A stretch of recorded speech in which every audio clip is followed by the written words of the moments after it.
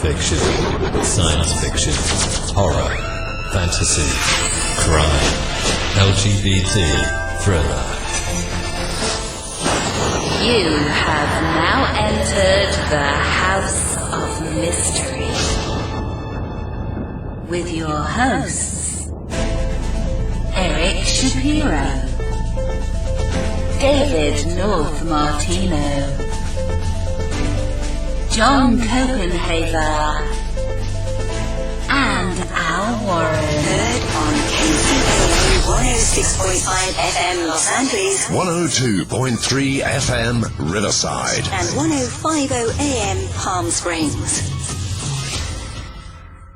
And joining us now, all the way from Australia, is the author of the book, The Family, and it's called, and he is Chris Johnston. Thank you for being on the show. That's a pleasure. First of all, Chris, so now you're a journalist. How did you get into writing about the family? Well, I was working for a newspaper here in Melbourne, Australia, and I've been covering various things to do with, I guess, quasi-religions, groups like the Jehovah's Witnesses, various cults and sects, and also we had which you've also had in the United States, we had a big series of inquiries into the Catholic Church and their treatment of and their treatment of child sexual abuse. And I was kind of like, I got myself sort of engrossed in that sort of world in terms of reporting, and I guess one thing led to another, and I started to wonder whatever happened to this notorious Melbourne-based cult of the I guess 60s, 70s, and 80s. This was about 2014, and I started to go through all the newspaper archives and started to make a few calls to figure out where it was at now, and discovered back then that there was an awful lot happening, and there were stories there to be written to the newspaper on, I guess, the aftermath of this thing that had happened here. And one thing led to another, and a few years later we had a book. Well, that's interesting. Now, how did this family or so-called family start? So it started essentially from the mind of one woman who became the cult leader. Her name was Hamilton-Byrne, and she was from a country town near Melbourne. She was from a dysfunctional family. Her mother was a paranoid schizophrenic who died in a mental hospital. Her father was this kind of itinerant, failed soldier, and she, through a process of reinvention, sort of emerged as a sort of a yoga teacher in the very late 1950s here in Melbourne, just as yoga was sort of becoming a thing. And through her yoga classes, she began to collect a bunch of, I guess, hangers-on, and she started to sort of infuse her yoga classes with a sort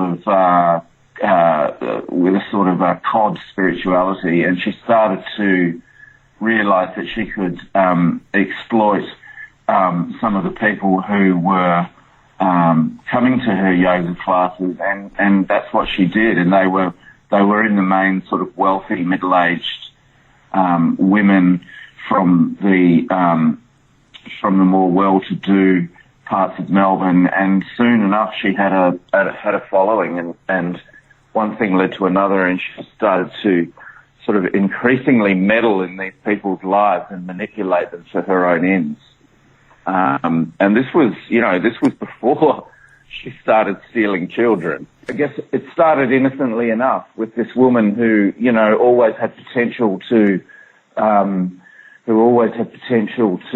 start exploiting vulnerable people, and soon enough, through yoga, she did. So this was the very late 50s. So she must have had a charismatic personality. Yeah, she was charismatic and beautiful. Some people say she looked like a sort of a young Kim Novak. She was blonde. She was statuesque. She put on the airs and graces of someone who sort of mixed with the upper classes and with the elites, but in fact she wasn't. But the way she reinvented herself round about the sort of Second World War time, around about the 1940s into the 50s, the way she reinvented herself then was, into this sort of educated, noble woman, I guess, which she in fact never was, but she managed to convince a bunch of people that that's who she was. Now, so did she start preaching to them, sort of, or was it just a club, or teaching yoga and giving them little hints of what they should do, and how did she get that from that to getting money and things out of them? So she slowly started sort of drip feeding this sort of like plagiarized spirituality. So bits of Buddhism, bits of Hinduism, bits of Christianity, bits of all kinds of a sort of mishmash of various sort of religious tropes. And she started drip feeding that into her yoga classes. And she started to see that the women at the classes could be manipulated really easily. And she started to grow wealthier. She, quite early in the piece, around 1961-62, she managed to convince a very eminent university professor in Melbourne, who was an Englishman, but he was in Melbourne at the time, a professor of physics named Rainer Johnson. She managed to convince him to come on board and essentially help her recruit adult members for this sort of growing cult, which by the early 60s had, I guess, accumulated a bunch of property and had built itself a temple in the Dandenong Ranges, which is a little mountain range just near Melbourne. So this professor guy was, he was a professor of physics, and he was really eminent. In fact, he worked with Ernest Rutherford in the UK, splitting the atom. But by the 1960s, he was at the sort of twilight of his career in Melbourne, and had moved into a sort of metaphysical set of beliefs rather than physics. So he was interested he started writing books about, the meaning of the universe and spirituality and reincarnation and stuff like that. And she literally turned up on his doorstep one day in December 1962 and convinced him that she was a true prophet, and that she was the teacher that he had been looking for. And by the winter of 1963, they were doing. She was giving him LSD and magic mushrooms, and he was declaring her to be Jesus Christ. Wow, what an impact she must have had.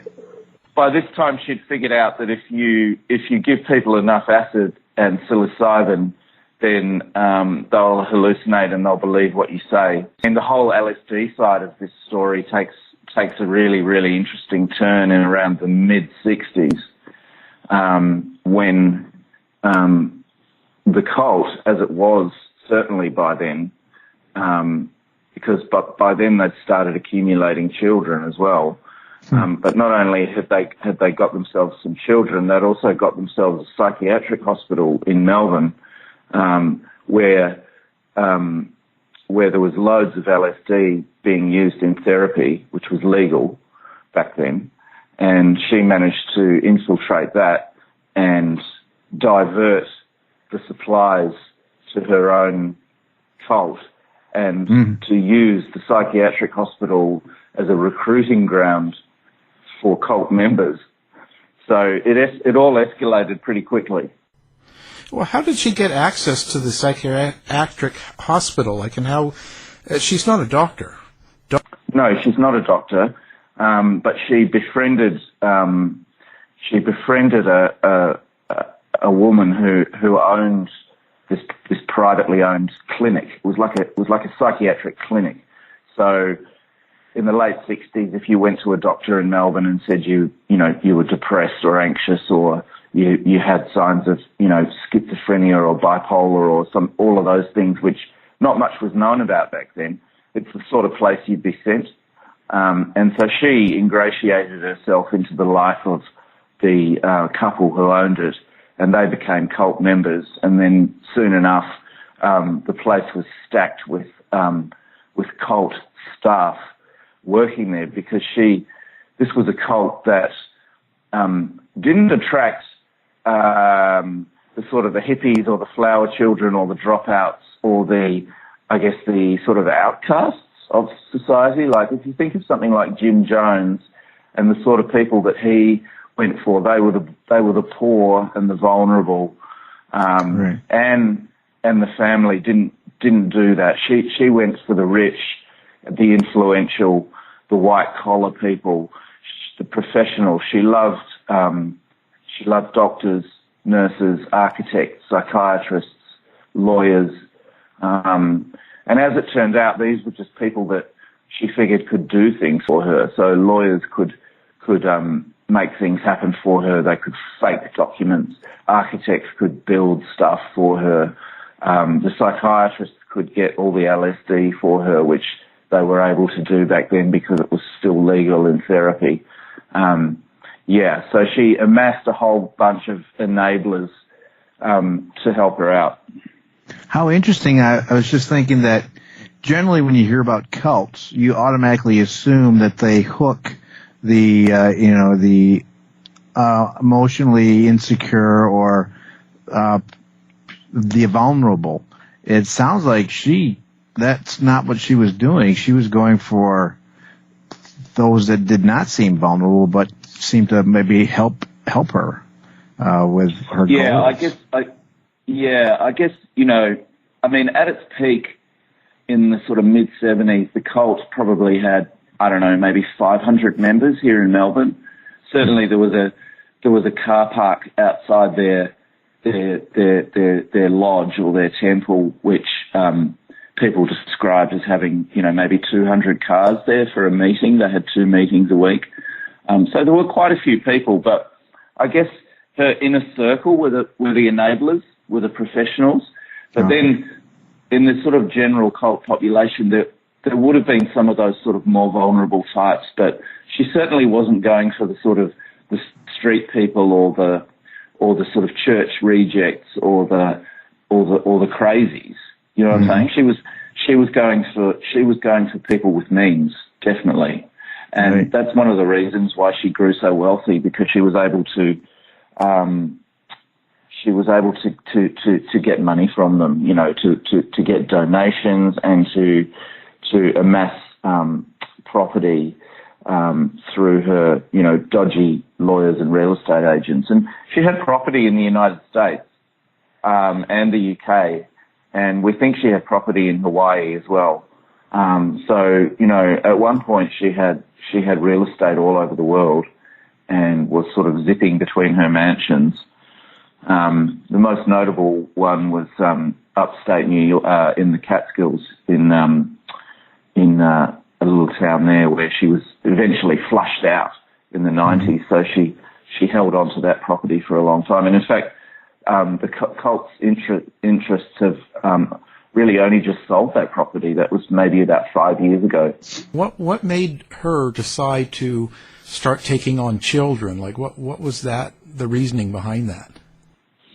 Well, I don't think anyone will ever know what the real reason was. Anne's dead, and when we were making the book, she died this year, a couple of months ago. I think it was July. She was 98. And when we were making the book, doing the book, she was in an old person's home with dementia. Now, we went in there, or we were taken in there by a contact to meet her, but she was in such an advanced state of dementia that to try and interview her or to get information from her would be both unethical and counterproductive, because she was in a sort of vegetative state.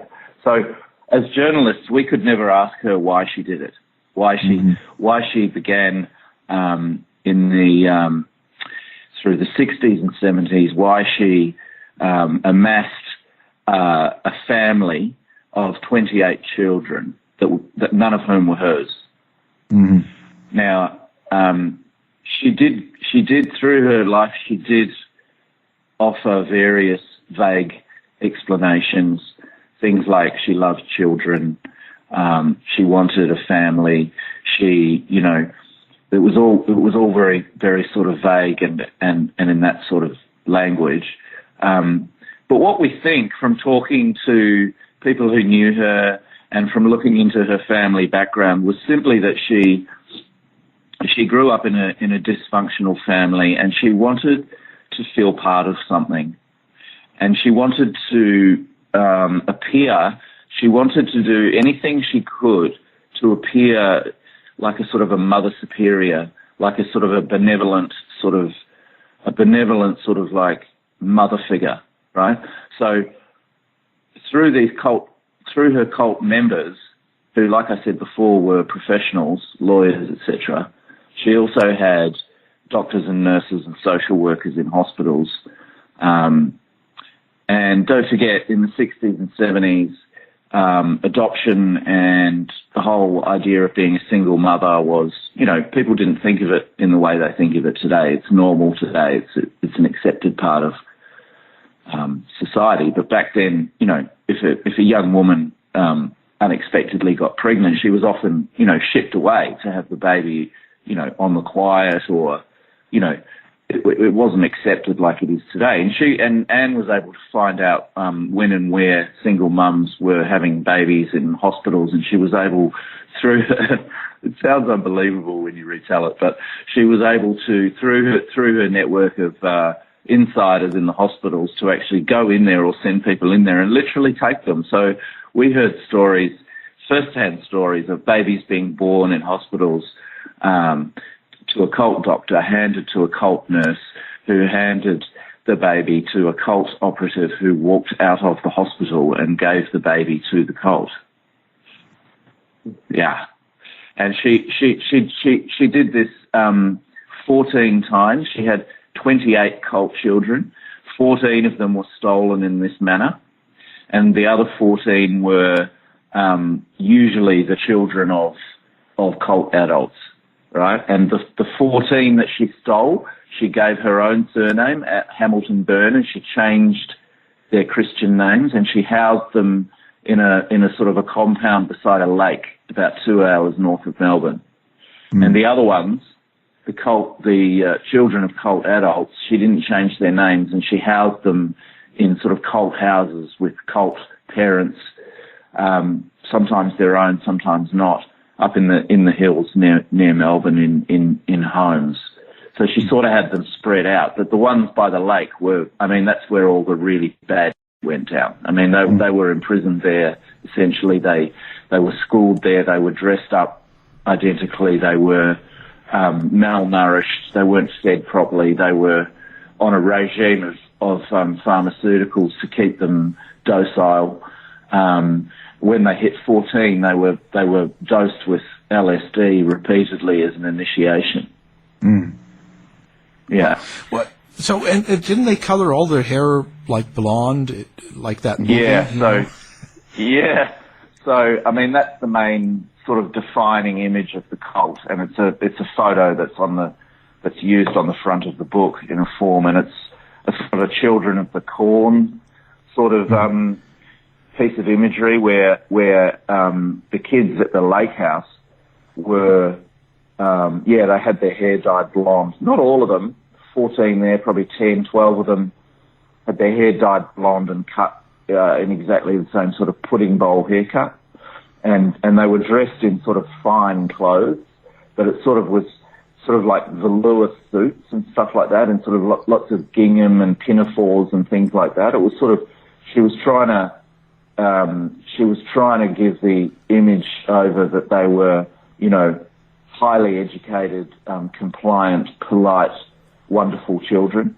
And in fact, what they were being taught in the house was that they were a sort of a master race, and that in the next cycle of life they would be the leaders, and they would become educated under her, and then they would educate the rest of us, to continue the planet. So it was a sort of an apocalyptic, sort of spiritualist, cruel, sort of imprisonment beside this lake. How about isn't there a rumor or a conspiracy theory that Julian Assange was one of these children? Yeah, so it's both a rumor and a conspiracy theory. We researched the shit out of that, obviously, because, look, for a while all signs pointed to him being there because he looks exactly like these kids. And what we found was that his mother was involved for a short time with a man who wasn't Julian's father. And he was, I wouldn't say directly, but indirectly involved with the cult. He was very much on the fringes of it as a participant for a very short time. And Julian's mum was actually trying to get away from this guy. So Julian and his mum never had anything to do with it. They were never involved in any cult activities. They were not part of it. But mum's boyfriend sort of was for a time. But it fits a conspiracist narrative to have him there. But I'm here to tell you that unfortunately he wasn't. Had to ask. Yeah. And now the LSD, what was the point behind that? And how did she tell the kids and the followers to take LSD? How did she get it into them? Well, it was a mind control tool. So she figured out that people could become malleable under the influence of it and would be more likely to believe the outrageous things she was saying. So I was talking before about her key enablers. Her very, very inner circle, were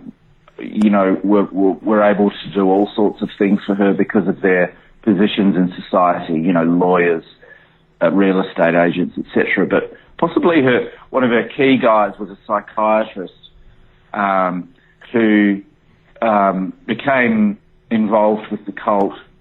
And he was such an eminent psychiatrist in Melbourne that he found himself in a position of being the guy who was advising the government, the state government here in Victoria and Melbourne, on who should get licenses to use LSD in therapy. So the government said, okay, we'll give out X number of licenses to approved psychiatrists, and we'll bring the LSD straight in from Sandoz in Switzerland in liquid form, and you can be the guy who decides who gets to use it in which psychiatric hospitals as a sort of an experiment to see if it could work for mental health disorders.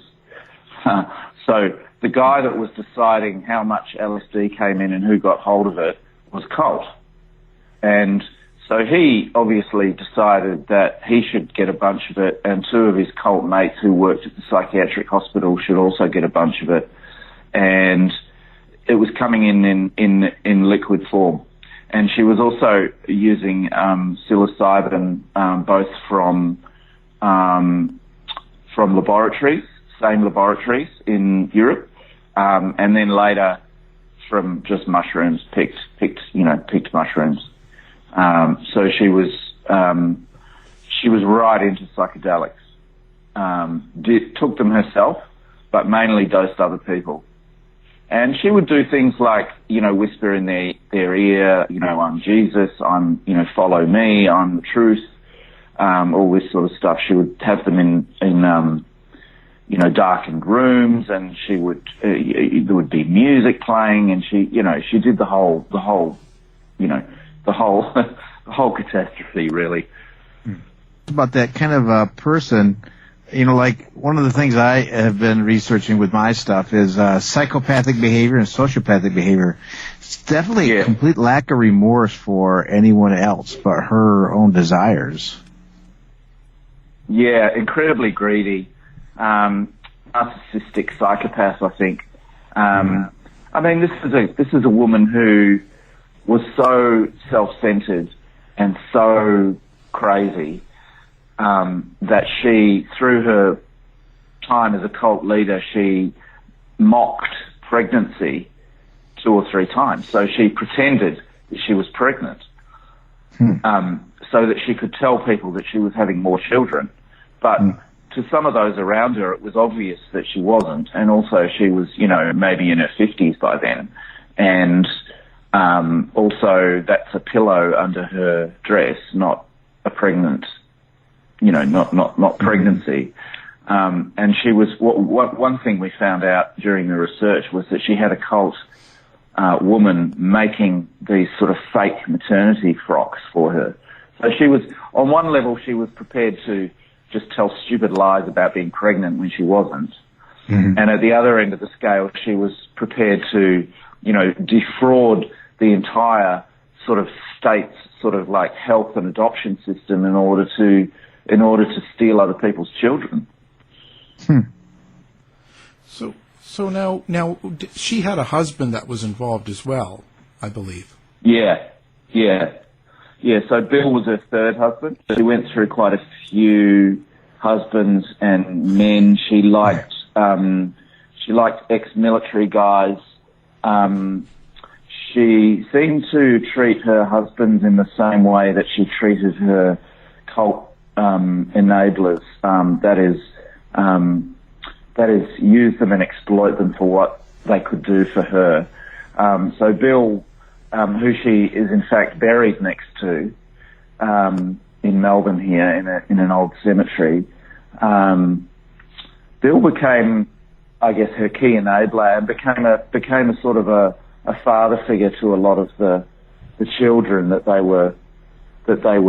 gathered at the house. I mean, it's kind of, we've obviously spent a lot of time with the child survivors who are now, I guess, sort of in their 40s. And some of them are doing great, some of them are doing not so great, and we obviously spend a lot of time with them. And I mean, one of the things for them was, particularly a couple of them, was that, Bill was their dad. That they thought Bill was their father, but of course he wasn't. He had nothing to do with them. He was just sort of complicit in taking them from the hospitals. But he wasn't their father. So there was this bizarre sort of like strange misplaced loyalty towards Bill because, he especially a couple of the girls actually, they were really close to him, and I'm thinking of one in particular, Leanne, or Anna, as she was known in the cult. She said she was Daddy's girl. She loved him. He loved her. She was his favorite, the apple of his eye, but also really cruel and manipulative, and obviously, as it turned out, not her dad. So they to this day, there's a lot of conflicted feelings and strange threads that they've yet to sort of tie up with all those emotions. So how did it all end? How did it fall apart for Byrne? So in 1987, the lake house was raided by the federal police and the state police after two of the girls had independently escaped. Well, one escaped, the woman I was just talking about, Anna or Leanne. She literally escaped. So as the kids grew older, they were becoming more independent, and they were becoming smarter and started to realise that something was wrong, and that actually this life that they were living was really fucked up. And Leanne, being headstrong and sort of 16, 17 at the time, escaped. She tried to escape before, but she was successful.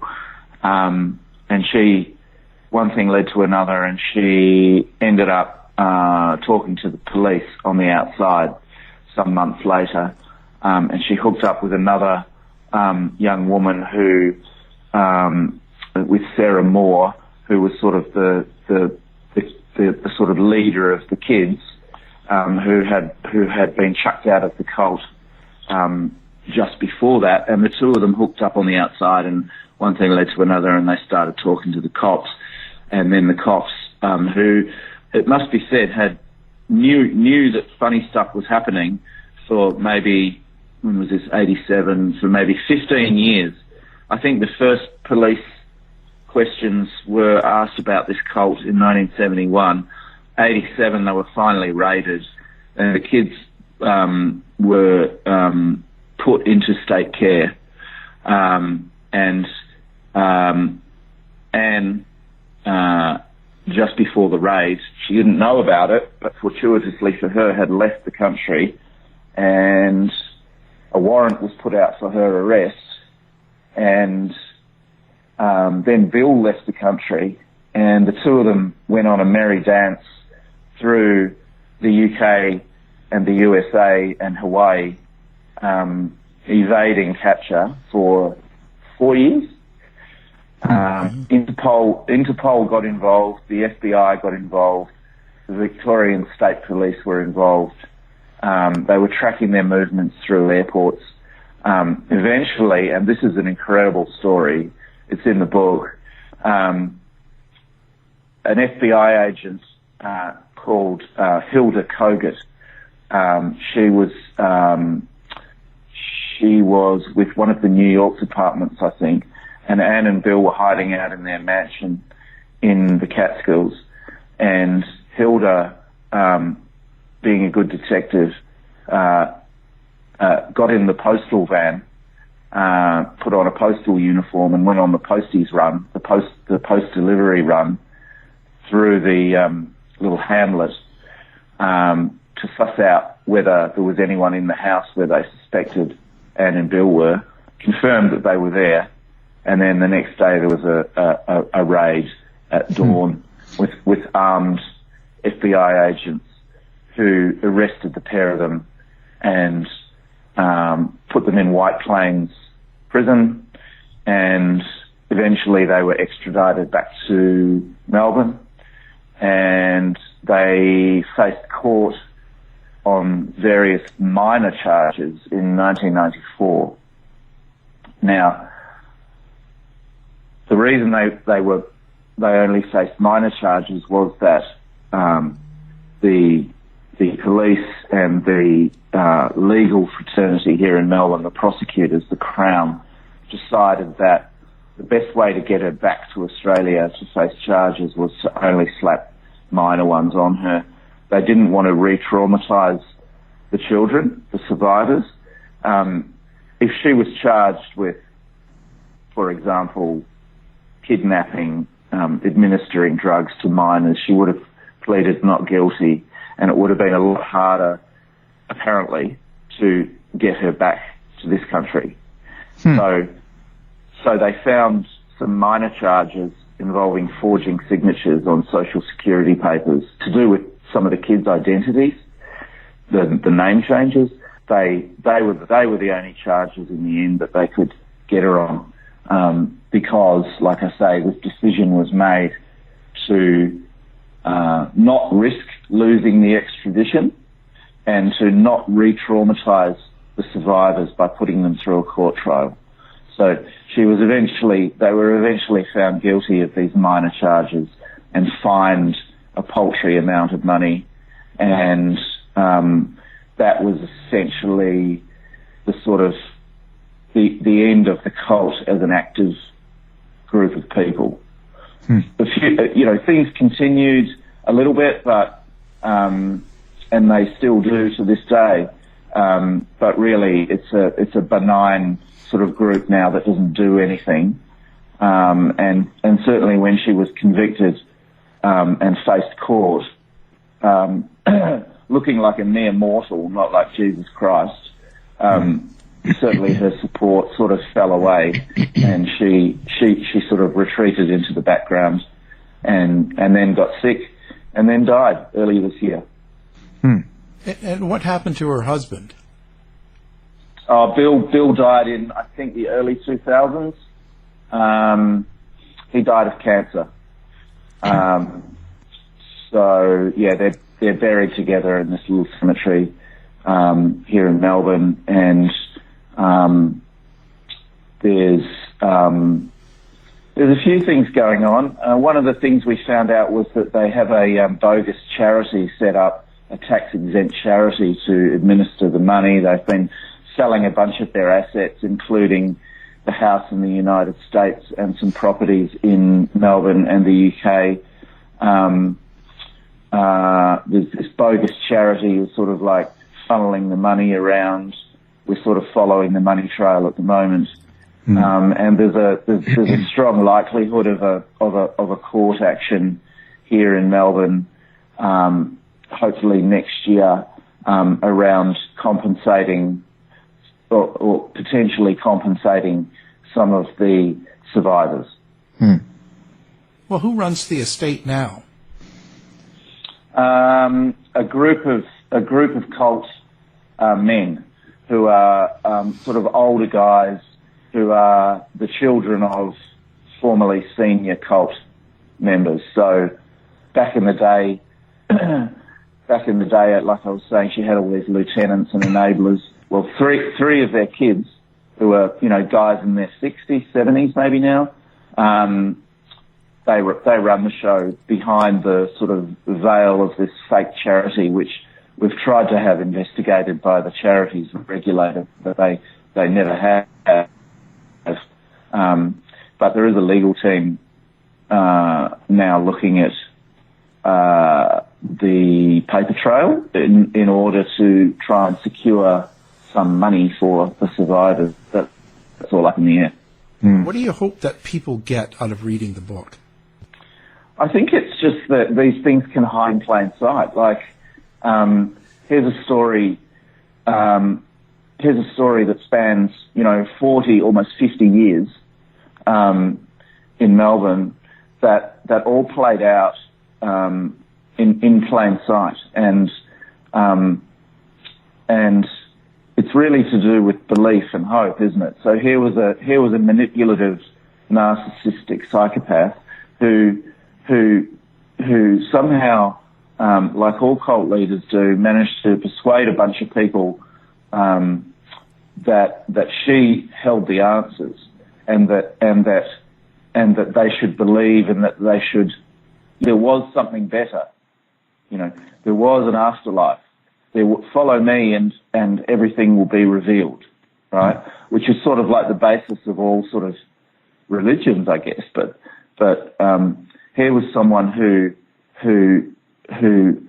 preyed on that, I guess, that sense of hope, and just managed to exploit hundreds of people and ruin a whole lot of lives, just because of her own greed. And it happened right in front of us. And it happened with influential people were complicit in it. It wasn't criminals or lowlives, although they did become criminals. It was members of the establishment. And, you can still see that playing out in cults today. You can still see it. I mean, look at Nexium. I mean, it's a similar sort of, it same but different, you know? It's kind of like it's in plain sight. It's amazing that it was so long ago. It's like they were the template for all these other cults. Yeah, that's right. I mean, Anne Hamilton-Byrne she is a template. She's an archetype. The key difference with her is that she's a she. Most successful cult leaders, and I say successful in inverted commas, most of them that we could think of are men. Jim Jones, Manson, the NXIVM guy.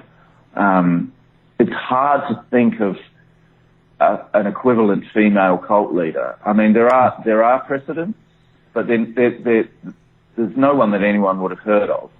I mean, you know, that's what made it unique, and in some ways, it's a kind of a twisted sort of fairy tale, because she was a sort of wicked witch character, and she had these innocent children, you know, innocent blonde children that she imprisoned in a scary castle sort of thing in the hills. So it had that fairy tale archetype thing to it as well, which sort of attracted us to the narrative. Now, you guys, I say guys, you and Rosie Jones. Now, you guys did a documentary of this as well. Where can people find out more about you, the book, the documentary, and things like that? Do you have a website? Yeah, so The Cult of the Family. So just to clarify, Rosie's the filmmaker. I was around when the doco was being made, and we shared research for the projects, but she made the film, but we wrote the book together. So when I was researching it, I found out that she was doing a film, so I went and met her, and we decided to collaborate. And she's made two films now. One was a cinema release, and one was a TV release here in Australia, 3 by 1 hour, and they're available online. And I guess the best search would be Anne Hamilton-Byrne, The Family, The Cult of the Family. Certainly the book's on sale in the United States. A pretty sort of detailed look at it.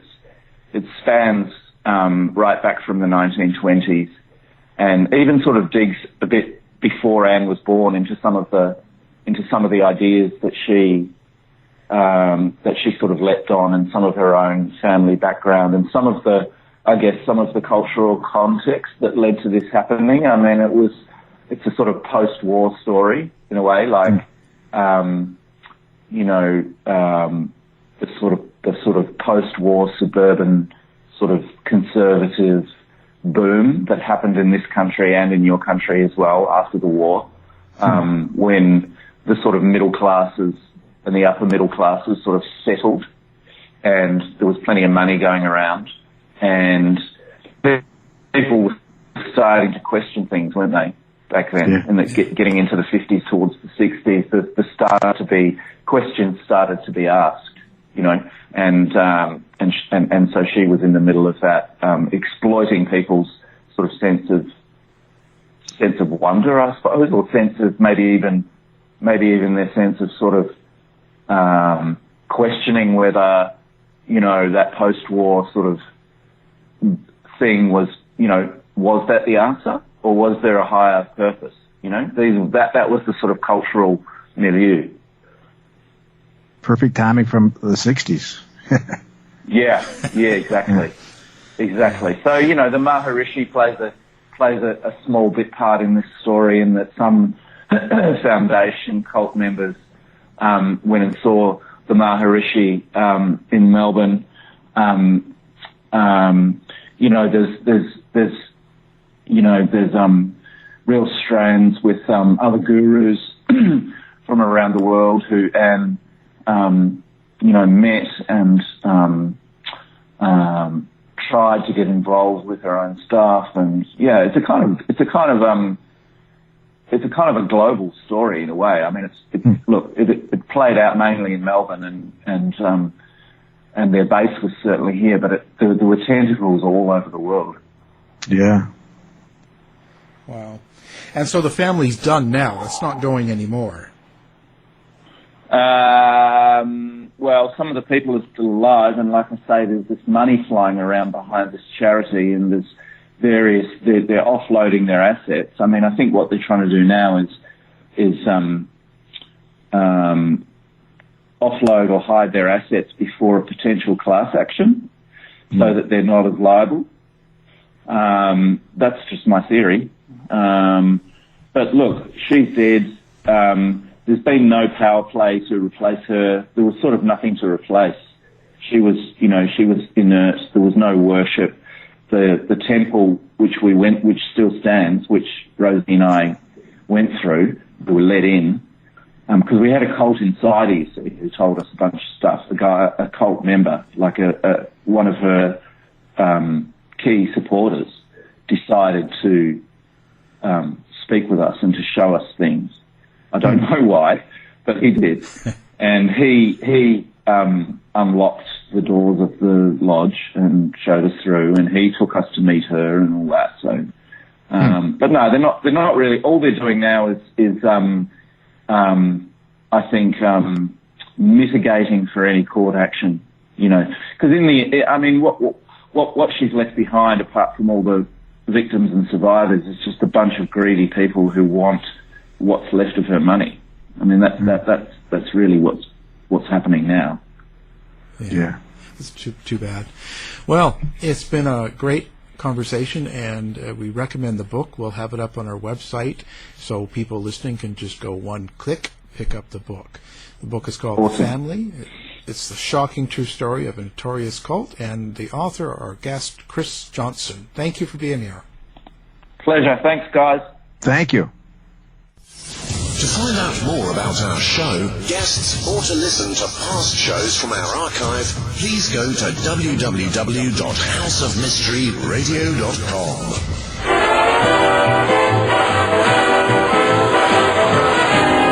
The mission has been completed. The end. By George, he's got it. It is the end. I'll see you. If you're lying to me, I'll be back. This has been a production of Something Weird Media.